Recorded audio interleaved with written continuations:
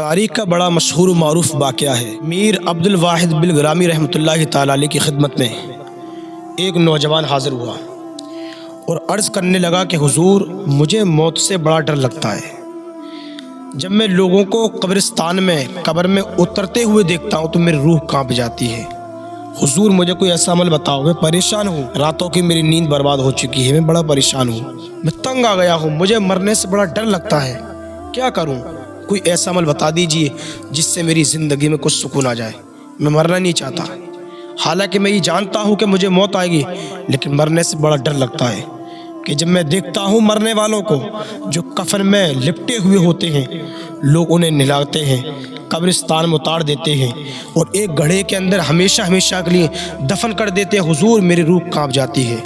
میر عبد الواحد بلگرامی رحمۃ اللہ تعالی علیہ نے اس سے کہا کہ اے نوجوان، تجھے دو کام کرنے ہیں۔ اس نے کہا کہ حضور، جو تم مجھے کام بتاؤ گے میں وہ کام کرنے کے لیے تیار ہوں۔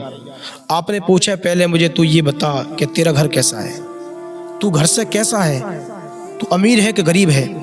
اس نے کہا کہ حضور، اللہ کا دیا بہت کچھ ہے، مالدار ہوں، بہت کچھ ہے، لیکن سکون نہیں ہے، پریشان ہوں، موت سے بڑا ڈر لگتا ہے، کوئی عمل بتا دیجیے، پریشان ہوں۔ آپ نے کہا کہ تو فرض نماز پڑھنے کے بعد روزانہ نفلوں کی کثرت کیا کر، خوب زیادہ نفل نماز پڑھا کر۔ اس نے کہا ٹھیک ہے۔ اور دوسرا آپ نے فرمایا کہ تو روزانہ صدقہ دیا کر، چاہے 10 روپے دے لیکن دے روزانہ۔ اب وہ نوجوان سوچنے لگا کہ بھائی، میں تو کوئی وظیفہ پوچھنے آیا تھا، میں تو کوئی تعویذ کے سلسلے میں آیا تھا، لیکن انہوں نے تو بڑا عجیب بات کر، مجھے صدقے میں الجھا دیا، مجھے نماز پڑھنے پہ لگا دی، وہ کام تو میں کر رہا ہوں۔ اس نے کہا کہ خیر چلو چھوڑو، اللہ والے عمل کر لیتے ہیں۔ وہ 4-6 مہینے اس بات پر عمل کرتا رہا، صدقہ دیا اس نے خوب، اور اس نے نفل نماز خوب پڑھی، اللہ خوب کی۔ جب 6 مہینے کے بعد میر عبد الواحد بلگرامی رحمۃ اللہ تعالی علیہ سے اس کی ملاقات ہوئی، آپ نے کہا کہ بتا، موت سے ڈر لگتا نہیں لگتا ہے؟ تو وہ نوجوان کہتا ہے کہ حضور، اب موت سے ڈر نہیں لگتا، اب مرنے کو دل چاہتا ہے۔ سبحان اللہ، اب موت سے ڈر نہیں لگتا، اب مرنے کو دل چاہتا ہے، لیکن پوچھنے میں یہ چاہتا ہوں کہ نہ تو تم نے مجھے کوئی تعویذ دیا، نہ کوئی ایسا وظیفہ بتایا، ایسا آپ نے میرے ساتھ میں کیا کر دیا کہ مجھے مرنے کا جی چاہتا ہے؟ میں یہ سوچتا ہوں کہ کب مجھے موت آئے، کب میں قبر میں جاؤں، کب میں اپنے آقا کا دیدار کروں۔ تو آپ نے کہا کہ انسان اس جگہ جانے سے بڑا گھبراتا ہے جہاں پر اس کی دولت نہ ہو، جہاں اس کا کچھ بھی نہ ہو۔ جس جگہ انسان کا مال ہوتا ہے، پراپرٹی ہوتی، پلاٹ ہوتا ہے، اس جگہ انسان کا جانے کو من کرتا ہے۔ کہا کہ جب تک تو نے صدقہ نہیں دیا تھا، کہا کہ جنت میں تیرا کوئی مکان نہیں تھا، کہا کہ تو نے اب صدقہ دے دے کر اللہ تبارک و تعالیٰ کو راضی کر لیا اور جنت میں اپنا مکان خرید لیا۔ سبحان اللہ۔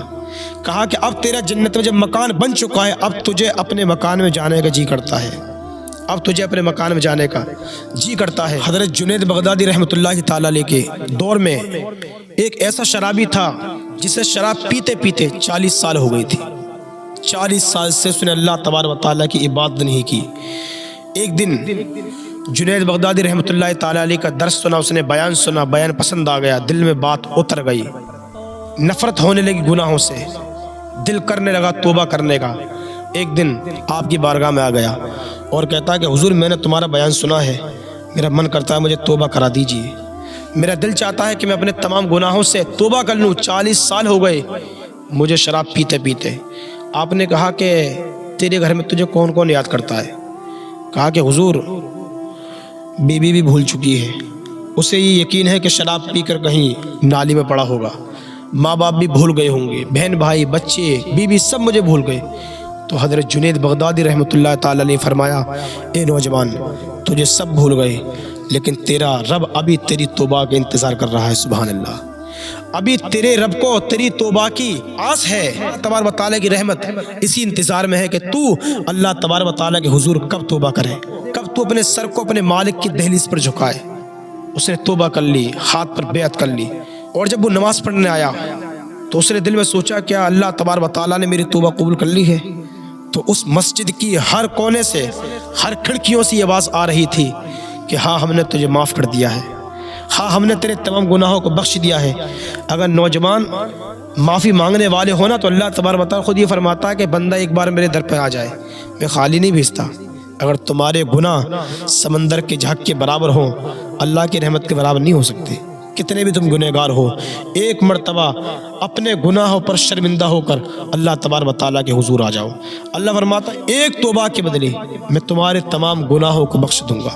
ایک توبہ، اللہ تبارک و تعالیٰ کی رحمت بندے کا انتظار کرتی ہے کہ بندہ کب آئے، کب اللہ تبارک و تعالیٰ سے معافی مانگے، اور اللہ تبارک و تعالیٰ بھی اسی انتظار میں رہتا ہے کہ کب میرا بندہ مجھ سے مانگے اور میں اسے عطا کر دوں۔ تو ابھی وقت ہے، اللہ تبارک و تعالیٰ سے اپنے گناہوں کی معافی مانگ لو۔